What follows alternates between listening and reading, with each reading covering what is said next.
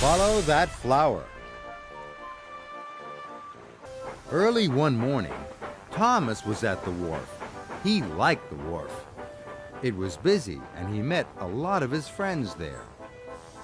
But today, Thomas was shunting trucks, and the trucks were being especially troublesome. It was taking all of Thomas's puff to keep them in order. Then James arrived. "I am to collect a car of flour to make cakes and bread for the children's harvest festival supper," tooted James. "First, I have to take on water," he whistled grandly. "Please shunt the flour car over for me, Thomas." Thomas didn't want to shunt any more cars. It meant his job would go on for even longer. Thomas found the flour car outside the warehouse. He wanted to move James's car as quickly as he could, so Thomas wasn't taking care. He biffed the car very hard, and the door came loose. "I'll hide James's car. Then Bossy Boiler will have to find me."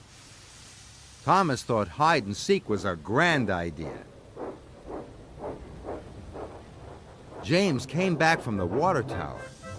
He saw Thomas in the distance, and James saw that falling from the car was a trail of flour. "Stop, Thomas!" whistled James.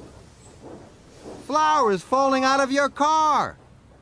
But Thomas was too far away to hear. Thomas had reversed behind some freight cars. "James will never find me here," he tooted cheerily. But just then, he saw James come around the bend. "Thomas!" puffed James. "You've left a trail of flour all over the wharf." "Cinders and ashes!" cried Thomas. "I must have biffed the car so hard that the door came loose." "I'm sorry, James," he chuffed. "I'll get you another car of flour. Then you won't be late for the children."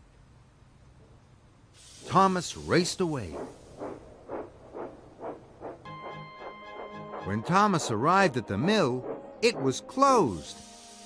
Thomas looked around. He could only see empty flour cars. Thomas felt sadder than ever. Dusty Dave, the miller, came to see Thomas. He could see that Thomas was very upset.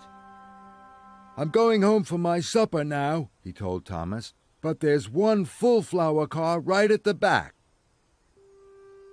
Thomas saw the flour car, but there were lots of other cars in the way. He needed help.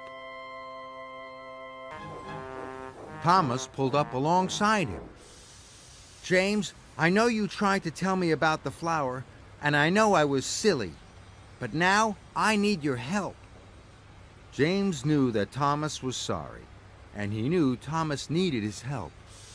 So they set off for the mill. James and Thomas worked hard. There were lots of freight cars to shunt. But they worked well together, and soon the flour car was coupled up to James. And he raced off. Thomas felt proud of his friend. Later that evening, Sir Topham Hatt stood by a table of wonderful breads and cakes. The children were very excited. Thomas puffed by on his way home. "Well done, James," he tooted. And James tooted back. Thomas was pleased James was his friend again. And Thomas smiled all the way back to Tidmouth Sheds.